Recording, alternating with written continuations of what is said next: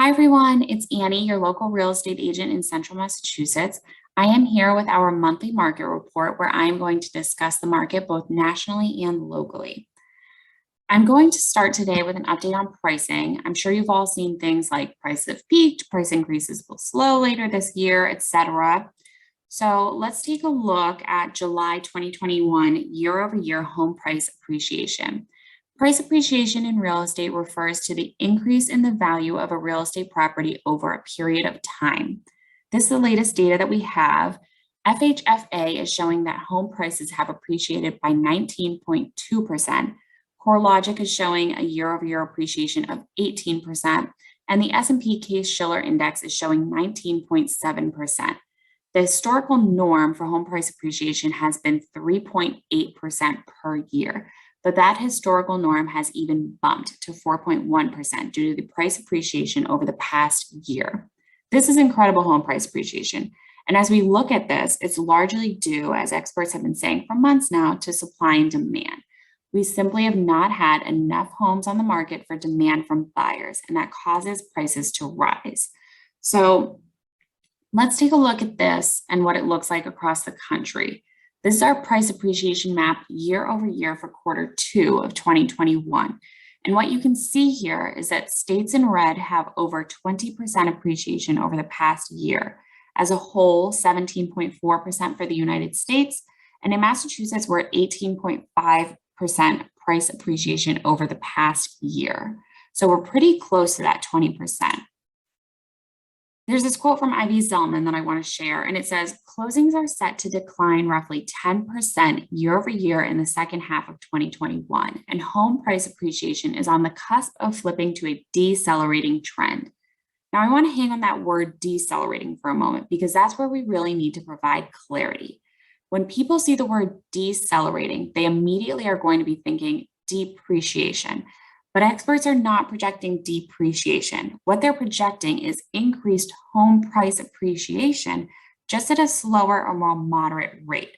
So that's where decelerating comes into the conversation.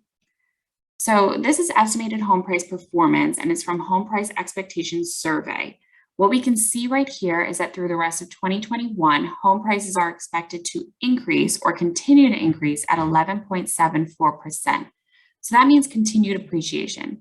And what we also see is that it's not as massive as what we've seen over the past year with that 18, 19, almost 20% appreciation. So a more moderate pace through the rest of this year. And going forward, as we look at 2022, 2023, and beyond, we're seeing continued appreciation, but at a more moderate pace, 5.82% for 2022 and so forth. So what that means is that home prices are not expected to decline. They're just expected to appreciate at a slower pace.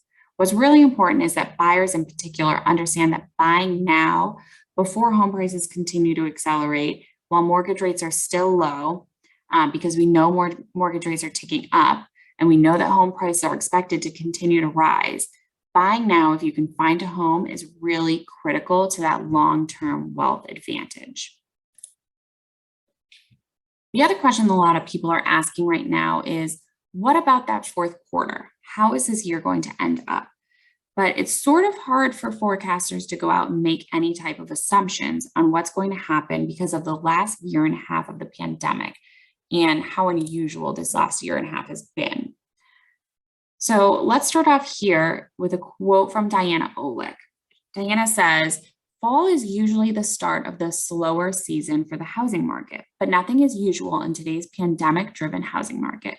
Potential home buyers are seeing a slight rise in inventory and consequently rushing back into the fray.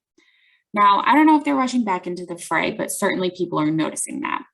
She continues, mortgage applications to purchase a home have jumped 7% last week from the previous week, and that is the highest level since April of this year. So people are saying, hey, we want back in. We're seeing rising inventory levels. The bottom line is home sales are very difficult to forecast right now because of these three lines. What this is annualized home sales from 2019, 2020, and the green line 2021. What you see here is that 2020 was nothing like a normal year, which we saw in 2019. So if we want to go back to a normal year, we have to go back to 2019 because we know what the pandemic brought. It brought this orange line here on the screen, the dip down and the rise back up. Many people, because of the low interest rates, the needs of home changing, rushed back into the market and it became this abnormal year. The reality is forecasters don't know what's going to happen.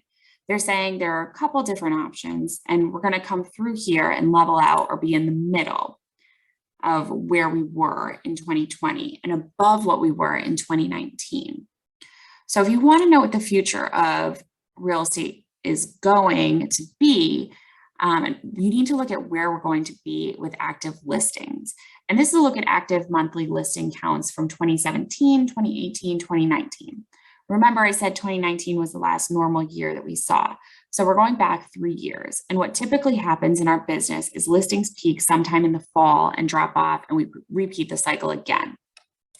But in 2020, the monthly listings counts peaked in April. They peaked and then everybody rushed back into the fray and we started to dwindle listings all across the country. So the big question now is, when will listings peak in 2021? And there are 3 scenarios. One is we're going to continue to grow and we're going to eclipse where we were in 2020. And that's going to give us a little bit of relief in the frenzy of this market and pricing relief. The second option is that it just flattens out and we continue on there and probably intersect where we were in 2020 at some point. Or the third option is where listings peak and begin to dwindle. If the third option happens, that's where you're going to see more price appreciation. It's upward pressure on prices because, again, supply is low and demand is high. And I think there are 3 reasons why we will continue to see listings going into this fall. First of all, pent-up seller demand. Homeowners are going to be more comfortable putting their homes on the market as more people get vaccinated. They're feeling more comfortable from a health perspective to do so. Number 2, new construction is starting to take off. Builders are realizing the opportunity and they're trying to build as much as they can. This past year, they've had a lot of challenges in front of them with material and labor costs, but they're starting to turn the corner. Or number 3, the end of the forbearance is going to create new listings. It's not going to create this wave of foreclosures, but it will create a time in the market for people that say, you know what, we can't afford this home any longer. We're going to have to put the house on the market.